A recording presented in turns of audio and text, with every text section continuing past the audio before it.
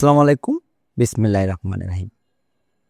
আজ যে বিষয়টি নিয়ে কথা বলবো সেটা হচ্ছে অর্থনীতি।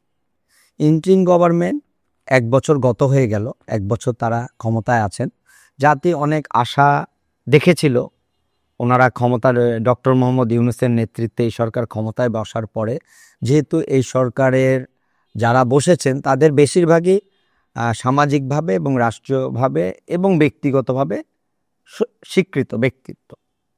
সেখানে আমরা দেখতে পাই যে যেটা বর্তমান অর্থ উপদেষ্টা ডক্টর সালেউদ্দিন আহমেদ এবং বাংলাদেশ ব্যাংকের গভর্নর স্বীকার করছেন যে অর্থনৈতিক পতন ঠেকানো গেছে, তবে অস্বস্তি বিনিয়োগে, যেটা তাদের ভাষ্যে মোটামুটি এটা আমরা কনক্লুশন পাই।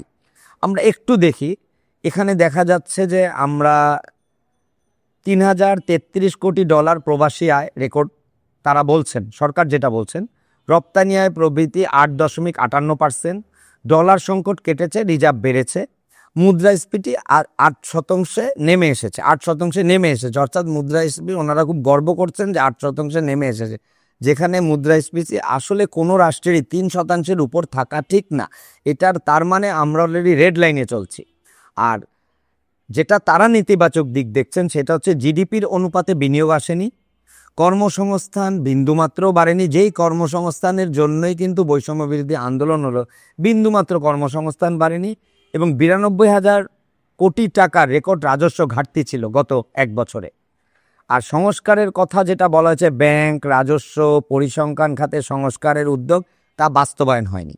আমরা জানি গত স্বৈরাচার আমলে ১৫ বছর সংস্কারগুলা পরিসংখ্যান হতো টেবিলে বসে, অর্থাৎ বাস্তবে কি আছে সেটা তারা বলতো না। তারা একজন ব্যক্তিকে, অর্থাৎ তাদের প্রধানমন্ত্রীকে খুশি করার জন্য তারা এক ধরনের পরিসংখ্যান তৈরি করত। অর্থনীতি নিয়ে শ্বেতপত্র, টাস্কফোর্স এবং কমিটির সুপারিশগুলো বাস্তবায়নের আগ্রহ এরাই করিয়েছেন। বর্তমান সরকার বসেই অর্থনৈতিক সুপারিশ কমিশন থেকে নিয়েছেন, বাট তারা কিন্তু বাস্তবায়নের কোনো উদ্যোগ নেননি। এবার আমরা আসি, একটু যদি ব্যাখ্যায় যাই তাহলে দেখব কিছুদিন আগে যদিও আমেরিকার তরফ থেকে আমাদের ট্যারিফ বসানোর চেষ্টা করা হয়েছিল আমাদের রপ্তানির উপর আমেরিকার, সেখানে তারা বাহবা কুড়াচ্ছেন যে বর্তমান ডক্টর মোহাম্মদ ইউনূস রাষ্ট্র ক্ষমতায় থাকাতেই আমেরিকা বড় ধরনের ছাড় দিয়ে বাংলাদেশকে সুবিধা দিয়েছে। যদিও আমরা জানি আমাদেরকে তারা যেই ট্যারিফ ধরেছে তার চেয়ে পাকিস্তানি ট্যারিফ ধরেছে আমাদের চেয়ে 1% কম, ভিয়েতনাম আর আমাদের প্রায় সমান। সেখানে এবার আসি, আমরা জানি কয়েকদিন আগে মানে বাংলাদেশ বিমানকে এই প্রথম দেখানো হলো লাভজনক হিসাবে, কিন্তু বাস্তবতা হচ্ছে তাদের প্রায় ৯০০ কোটি টাকার মতো জ্বালানি তেলের বকেয়া রেখেই তারা লাভজনক দেখিয়েছে। অর্থাৎ সেই আগের সরকারের কাহিনী কিন্তু ফিরে আসছে, অর্থাৎ পরিসংখ্যানগুলা চুপ টেবিলে বসে করা হচ্ছে, অর্থাৎ বাস্তবতার সাথে কোনো মিল নেই।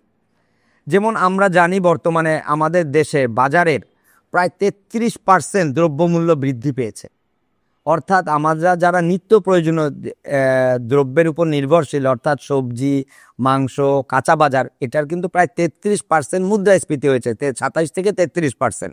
সেখানে সরকার বলছে যে অর্থনৈতিকভাবে ঠেকানো গেছে। এখন কি অর্থনৈতিকভাবে ঠেকাবে, যেখানে ব্যবসা বাণিজ্যে মন্দা? গত কয়েকদিন আগে বলছেন যে ট্যাক্সের এমন একটা ভার করেছে যে সামনে হাঁটলেও ট্যাক্স, পিছে হাঁটলেও ট্যাক্স, মাঝখানে দেয়, অর্থাৎ আপনি ব্যবসায়ী, আপনি ট্যাক্স। আর যারা ট্যাক্স চুরি করছে তাদের ধরার মতো কিন্তু কোনো ব্যবস্থা করা হয়নি, অর্থাৎ যাদের ট্যাক্স ফাইলে নাম আছে, অর্থাৎ টিআইএন আছে বা ইটিন আছে, তাদেরকেই ধরা হচ্ছে। কিন্তু জাতির বৃহৎ একটা অংশ কিন্তু ট্যাক্স আওতার বাইরে এবং তারা বড় বড় ব্যবসা বাণিজ্য করছে ভুয়া কাগজের উপর। তাদেরকে, এই যে আমরা জানি আমাদের যে পাইকারি বাজারে অর্থাৎ যে ব্যবসাগুলো হয়, তারা কিন্তু ম্যাক্সিমামই ভ্যাট ফাঁকি দেন, তারা ভ্যাট দেন না। তারপর তাদেরকে ধরার কিন্তু কোনো ব্যবস্থা করা হয়নি, যেখানে সাধারণ জনগণের কিন্তু নিত্য প্রয়োজনীয় দ্রব্য নিয়ে নাভিশ্বাস। এছাড়া আমরা দেখলাম যে এই যে রাষ্ট্র সরকার বলছে, তার মানে কি আমাদের থেকে অতিরিক্ত উদ্ধৃতি টাকা আদায় করে তারা বলছে যে আমাদের রিজার্ভ বেড়েছে। আমরা জানি বর্তমানে বাংলাদেশ মানে খোলা বাজার অর্থনীতির তে ডলার মানে মূল্য নির্ধারণ করছে, বা ডলার বা বৈদেশিক মুদ্রার, সেখানে আমাদের বর্তমান ডলারের মূল্য কত? ১৫ থেকে ২২ টাকা প্রতিদিন উঠানামা করছে, বর্তমানে প্রায় ১৫ থেকে ২২ টাকায়। এটা কি বিগত সরকারের সময়ে যা ছিল তা, না তার চেয়ে বেশি? অবশ্যই তার চেয়ে বেশি। তাহলে জাতির উপকারটা কি হলো? এছাড়া আমরা যদি দেখি জাতির অর্থনৈতিকভাবে রাষ্ট্রের ভিতরে যে জনগণ আছে তারা কি বলছে, তাহলে দেখব তারা সবাই বলছে দীর্ঘ নিঃশ্বাস ছেড়ে ওকে ছেড়ে দে মাকে দে বাঁচি। অর্থাৎ তোমাদের উপর যে আশা ছিল, বিশ্বাস ছিল, 1 বছরেই সেটা ধূলিসাৎ। এর মূল কারণ কি? এর মূল কারণ সরকার যতটুক না রাষ্ট্র নিয়ে চিন্তা করেছেন ততটুক সেই চেয়ারে বসে, অর্থাৎ আমরা যে কথাটা বলতে চাচ্ছি একটা গল্পের মাধ্যমে বলি। আমরা সবাই বড় বড় ভাষণ দিতে পছন্দ করি, কাউকে বুঝাতে পছন্দ করি এবং প্রতিটা টপিকসে কথা বলতে পছন্দ করি, কিন্তু যখন আমাদেরকে কোনো চেয়ার দেওয়া হয় কিন্তু এই কথা কেউ শুনে না। কেন শুনে না? কারণ আমি তো রাষ্ট্রের উঁচু আসনে বসিনি। আমরা বলতে পছন্দ করি সবাই, প্রতিটা ব্যক্তি, কিন্তু কেউ শুনছে না। তখন আমরা বলি কি, ওই যে আমি তো উঁচু আসনে বসিনি তাই কেউ শুনছে না। আর যখন রাষ্ট্রের একটি উঁচু আসনে বসি তখন কি হয়? তখন আমরা আর বড় বড় কথা বলি না। তখন আমরা গতানুগতিক টেবিল থেকে যেই সিটটা দেওয়া হয় সেই সিটটাই পড়ে জাতির সামনে উপস্থাপন করি। অর্থাৎ কেন বলি না?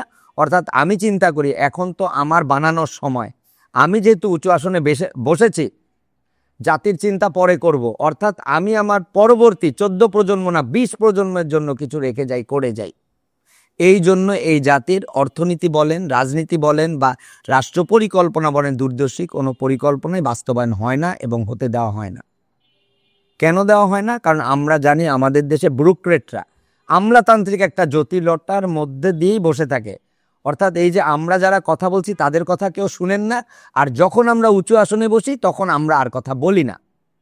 অর্থাৎ এই জায়গা থেকে যতদিন আমরা বের হয়ে না আসতে পারবো ততদিন জাতির অর্থনীতি কেন কোনো মানদণ্ডেই উন্নতি হবে না। ধন্যবাদ।